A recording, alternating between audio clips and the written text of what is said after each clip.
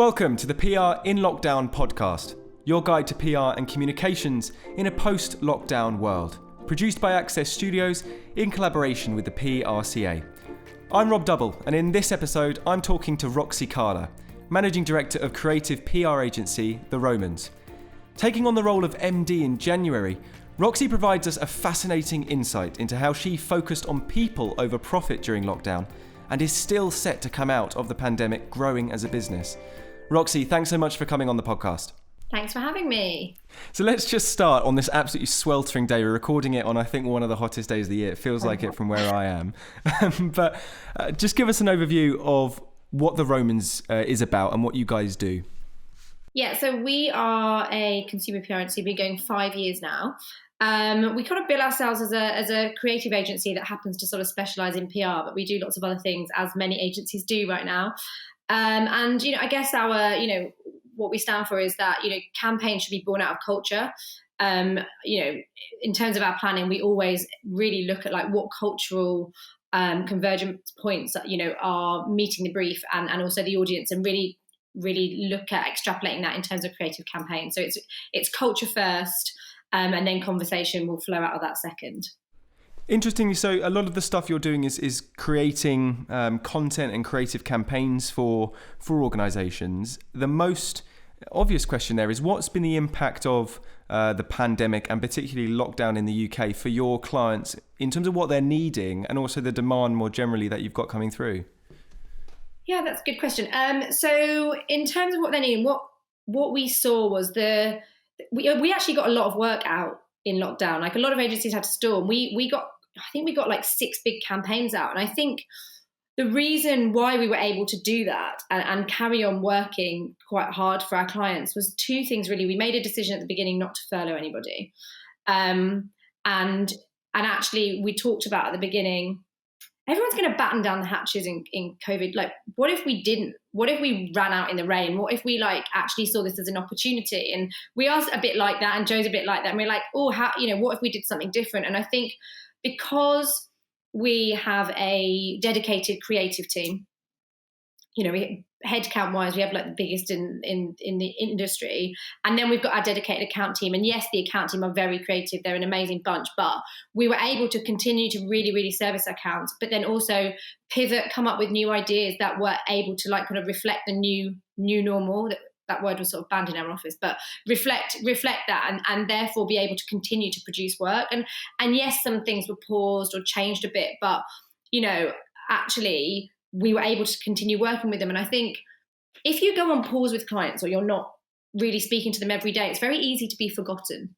And yes, you can sort of send emails being like, hi, and find excuses. But if you're actually working with them as partners through something like this and you're able to talk to them ongoing about stuff, I think, that it makes it a lot harder for them to pause your work or not see any value from you. So, and in terms of the types of campaigns, we definitely saw a bigger appetite for, especially in the beginning, campaigns that gave something back or sort of helped the consumer. And I think that was a real trend in any sort of brand work that was happening right then. So we did a campaign for Ella's where we looked at store cupboard essentials and what people had in their store cupboards when everyone was really struggling to get food, and how you could turn that actual real-time mishmash of ingredients into interesting kids meals. And that actually flew out the door because it was really interesting stuff. And there was a lot being done in the sort of adult food space, but for kids, there wasn't anything.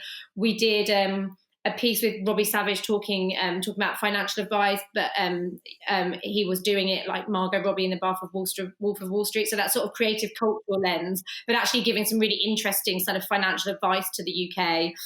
We did Calm Comedy Club for Twitter, where it was hosted on Twitter, a comedy club with different comedians where you could tune in and watch, and it was all for the charity for Calm. So we definitely saw that those sorts of campaigns were very popular with the clients, and they definitely wanted to get them out there because they wanted to show that side of them in terms of being a brand that cares about the audience. How did you find it? You're mentioning there that you did a lot of stuff for traditional media as well. How did you find dealing with the traditional media outlets during lockdown? I mean, there was a lot said about how, the amount of journalists that were furloughed in particular outlets and the appetite for stories and that kind of traditional PR for campaigns, how much of a struggle that was at times. How did you find that? What was your experience of that, engaging with the traditional media? It was tough. I mean, I think we saw it was slower. It was a lot slower in terms of getting, like, often you can do a sell-in in the morning and you see your coverage an hour later, particularly with the onlines. But because lots of different teams were either redundant or furloughed, you'd have one person looking after 3 areas of that title. And so things were a lot slower and that had its own challenges, but I think we have great relationships with them, so we understood, and it also meant because a lot of campaigns were on pause. The other flip side was that there wasn't as much going to the journalists, so you could have a bit more of a conversation to understand what they were after. And a few journalists were doing coffees and updates on what they were looking for, because the news agenda was changing so rapidly. So we were just making sure we were on the front foot of all of that, and using our contacts across the board to make sure that we were able to, create campaigns that were going to be relevant to them. When you made that decision not to furlough staff, that you weren't going to do it, were there any concerns as the managing director as to how you were going to make that possible, or had you already worked out the plan of action there? Well, so when this all hit and we were like, oh, it looked like we're going to not be in the office tomorrow, and what we're going to do, we sort of approached it as a bit of a brief. We were like, well, if this was our brief, how do we as an agency survive lockdown and don't reduce, and we're still on track to hit target, if not grow?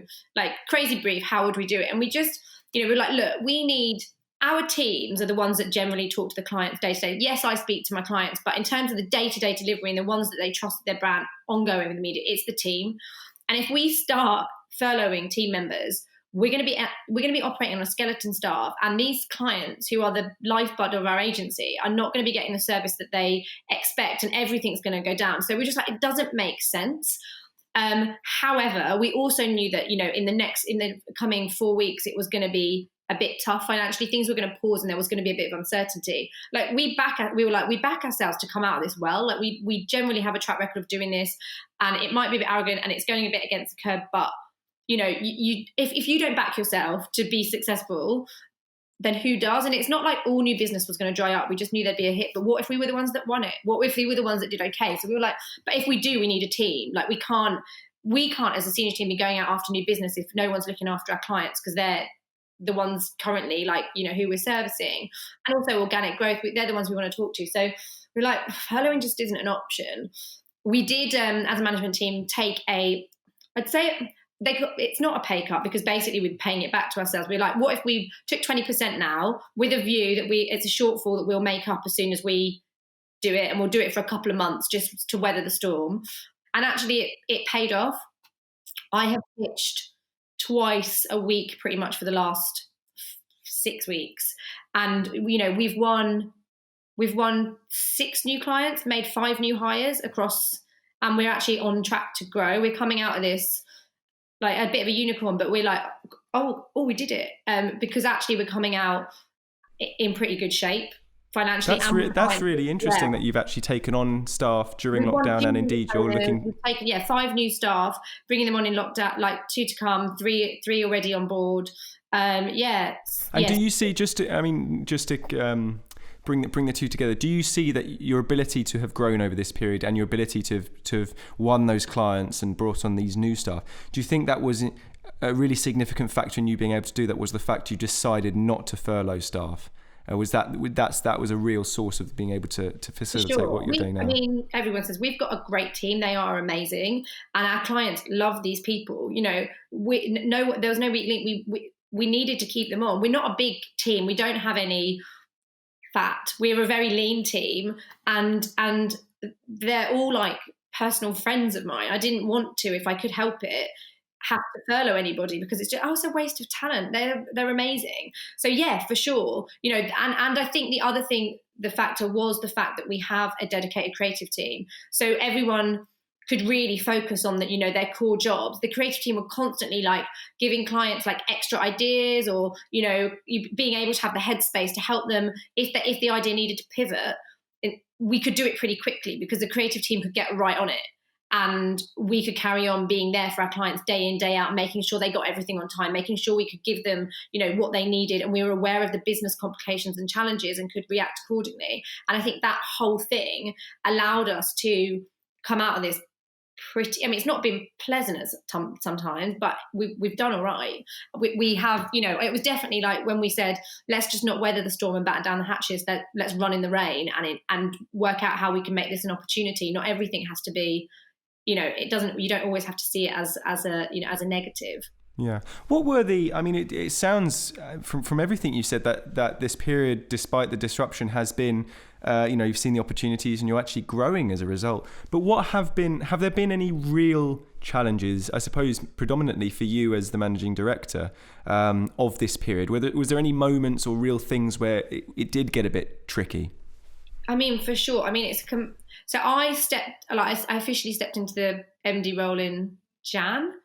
And, not, sort of been doing the job, but like officially I'm like, got the MD job, how exciting. And then basically, as I'm just finding my feet and like working out my, my thing, lockdown comes. And and there's no one for me to call and say, oh, when you managed your business through lockdown, how did you do that? So it, just having no proof points or like there's no book to read, there's no like case studies, you are like the blind leading the blind. So just sort of hoping that you're making the right decisions and that you are, by being slightly renegade and taking a slightly different approach to other agencies, you are doing the right thing. And also then I had like my son at home and like trying to juggle the business while also having him as a 3-year-old running around was interesting.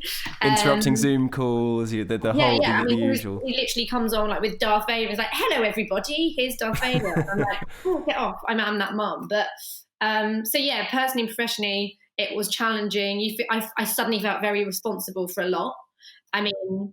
Yeah, that's really interesting. And you mentioned there, and something we're going to chat about after the break is how you're looking to bring, a transition into the new normal that we have. But you mentioned about how you normally have catered lunch for the whole team together in the office. And I'd be really interested to hear about what you're planning, looking forwards in terms of trying to bring and make a bridge between those things you used to do and what you're going to do in the future. But we're going to take a very quick break now. But coming up, we're going to be discussing how we're moving out of this lockdown period into this new normal. And Roxy's going to be talking through some of her ideas and her plans as managing director of the Romans as well.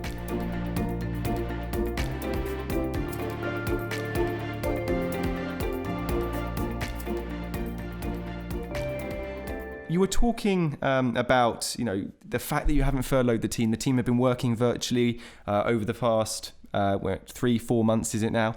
But you're now looking to bring everyone back to the office in the next few days. So it'd be really interesting to talk about the reasons why you wanted to do that, but also how you're actually managing that and doing it in a way that's keeping the whole team happy and together on it. So if you just talk through that, they're bringing back to the office. Yeah, for sure. And it's weird because you almost think this day is never going to come. You finally adjust to this and it's just your normal. And then it's like, oh, the office is going to be opening up. And you're like, what? And I think we've just we were very flat structured. We're a small team. We talk all the time. Like we just chat as a team all the time. And everyone's opinion is really valid. And we very much encourage everybody to come and tell us what they think. So we wanted to make sure that with everything going on that they felt that transparency and that opportunity. So we've done, ongoing anonymous surveys through lockdown, line manager catch-ups, peer group catch-ups, just to kind of get the mood of the team and how they're feeling about coming back. It changes weekly. You can feel very not up for it depending on what's on the news, and then you feel quite up for it. But yeah, so the office is opening in the next few days. So we, chatted to everyone, was like, do you want to come back? There's no pressure. If if you don't want to, that's absolutely fine. Like we just need to know numbers. And everybody wanted to come back. Everybody, literally. Everybody. I didn't expect that, to be honest. I was like, maybe 50%. Everyone's really missed everybody, which is really sweet. So we are opening like Monday to Wednesdays in the week to start with, and then see how that goes with Thursday and Fridays at home. So we thought then if people are needing to kind of go and see parents at the weekend and want to go a day earlier and work from their parents' house on a Friday, it sort of gives them that flexibility still. So yeah, it's exciting. I was actually in the office the other day collecting some things. I was like, oh, to be nice. Do you think it's going to have changed? I mean, you mentioned you're chatting with your team a lot, and you've clearly, you've fostered a very strong community spirit around your team. Do you think anything's going to change? Do you think anything's going to be any way different in terms of the way the team works, or just the feel in the office, or do you think it's going to go right back to normal the way as if the last 3-4 months almost didn't happen? I think face-to-face time will become more precious. So those meetings where you just pull people into a room and then you just basically chat and nothing really gets decided upon. I think, but it's a nice chat nonetheless. No preamble. It's like, this is why you have to sort of force that sort of more kind of colloquial chat, because Zoom can be very nice, like cool meeting, bang, bang, bang, bang, bang. So it's very efficient. And so I'm hoping that some of that efficiency will roll over into the office, so that the face-to-face time that we have is used on the right things, creative sessions, meetings, that are needed, that face-to-face time, because, we can do stuff at home. So I think that efficiency will happen. I think client relationships will shift a bit. You've seen your clients with their child on their lap, or getting their husband out the room, and I think knowing them more as people and being able to have like broader conversations beyond the work allows you, one, to feel more of a partnership than a client agency relationship, which sometimes you can have, and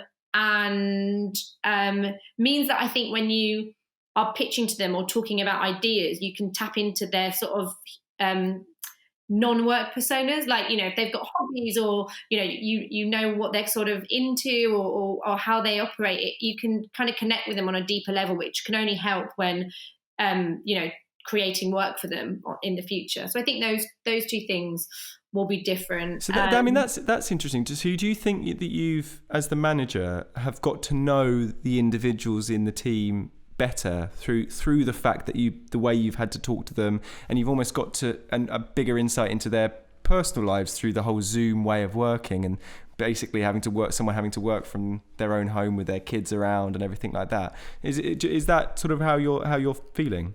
Yeah, I think both with clients and team. And I think with the team, we very much encourage, bring your whole self to work. There's no separation. And I think for me, having a child and him jumping on Zoom, although it was a bit stressful from just a logistical point of view, I was never embarrassed or oh God, now they're going to see me as a mum, because I've always been, I'm always very I talk about that. I want, the other generations that are working and the team to be able to see that you can be a mum or parent and be active about it at work, but also, be good at your job and whatever. But yeah, I think for sure it was definitely good to see other sides of your team, because we have these lunches together where we all go down to the red benches and we eat together, and I could be sitting next to the intern one day, or an essay, it's all just mixed up. We do, and more than other agencies, because we do take that hour lunch break. I do definitely know my team a lot better than I have in other jobs on a personal level, because you'll sit next to someone and you don't want to be like, how's your press release? Because that's not, how's your lunch? How's your press release going? That's just not the conversation. You'd be like, what did you do at the weekend? And you just learn more about them. But I think Zoom has definitely exacerbated that, because I've said hello to people with boyfriends. Oh, I've heard about you. Hey. And things like that has been great. And we did, one Friday drinks, we did a house tour and who lives in a house like this. And it was just very funny. And all those sort of Friday drinks, one time, one of the team is very good at singing and she sang different songs of theme tunes. So all of that has been brilliant. I have really enjoyed it. And I think that will definitely create stronger relationships when we go back into the office, for sure, which is great. Yeah, I think that's a really good point to say, and a really interesting insight, because there's been so much talk about the challenges of working at home and virtual working, how it's not quite the same. And it isn't, you can't have the tap on the shoulder, overhear a conversation and learn and bounce off each other like that. But at the same time, it has created what you've just described there, which is that you have in a way got to know people and know the team in obviously a way you wouldn't have if it was everyone back in the office. And that's really interesting here. You had to sing-alongs and tours of a home and stuff. Yeah, and drawing classes. The team are very creative. When they basically upped the ante, when we first did it, the on Nomi, and we did a quiz, it was just a straightforward quiz, and then everyone got really competitive, and someone did I can't remember which one the first one was, but someone did an emoji, guess the illness through the emoji quiz. as the next one, and then the next quiz was more advanced, and the next one was songs, and the next one was all of us humming theme tunes and people to guess them, and then there was a drawing one, and I think it's good we're coming out of lockdown, because I don't know where that quiz would have gone in the end. Like, there was nothing, I haven't had to do one yet, and I was like, I don't know what I'm going to do. Like, I have no idea. So thankfully they will be ending soon on that front. Let's talk about what your strategy is going forwards. You are obviously the managing director, so you've got the business side to focus on as well. You've mentioned how really you took the lockdown period as a time to not button down the hatches and cut costs, but actually to really fire up and see the opportunities and not furlough and full steam ahead. What's your view of the next 3-4 months, next 6 months? What are the risks you see, or the things that you're just wanting to keep an eye on, and what's your overall priority? I mean, the new business pipeline for us is always like a good indicator of how things are going, and like, we're quite lucky, and I think our award wins, and we stay in the consciousness quite a lot, and that has really picked up like a bit crazily over the last few weeks. And so I think just making sure that we're able to take on those opportunities without compromising any of the other work that we've got in the business is important. Second wave, obviously, like, what does that look like? We're already, creating campaigns with a corona-proof lens on them, and just making sure that if we had to pivot or change stuff, we're not doing as many things that have an event or a real life campaign to them. And if they are, we're making sure we're thinking about how that could operate to give our clients peace of mind, so that actually, if we did go into a second lockdown, we wouldn't even have to pause. We could instantly flip into corona land and carry on as we were. You're corona proofing everything that you're doing at the moment, so that they can still go, even if there is any more disruption. Channel planning. I mean, with channel, we always are very strict on ourselves and making sure that everything can exist in multiple channels. But now we're being very mindful of the channel planning element. It's never been more important to us. So we're just making sure that, and it gives clients peace of mind, and it means that they can sign off budget in the knowledge that we're not going to have to stop. We can carry on going. They can carry on working and doing cool things together. So I think, that just making sure that is in our minds going forward is important. When you look at the PR and comms industry as a whole, and the impact that this has had, what do you see as the main growing points, but also the real changes that you anticipate as a result of what's happened over the last few months, and what's going to be happening over the coming few months? Is there anything that you've really noticed that you think this is really shaken things up?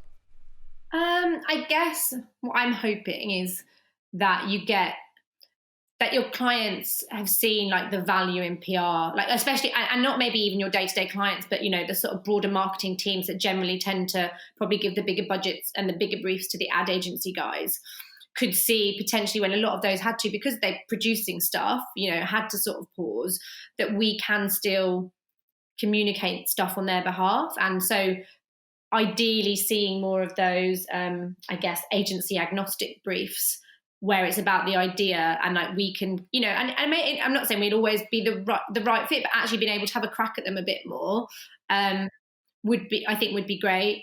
Longer term, I would love to see, like, personal passion point of mine, because of my position and my family life, is to see more women, senior women, and like, because if flexible working or like, having a slight degree of flexibility is much more embraced by the industry, then, I've got friends that had kids and couldn't make it work with agencies. So I either had to go in-house, where sometimes it's a little bit easier, not workload, but in terms of getting a slightly more flexible package, or they went freelance, which then gave them money worries, is quite difficult when you've got a kid and you've got nursery commitments to pay for. So as a sort of senior leader, and a mum, I hope that you start seeing more women staying in the industry and making it to like the senior roles, to be able to kind of diversify that side of the workplace, I hope.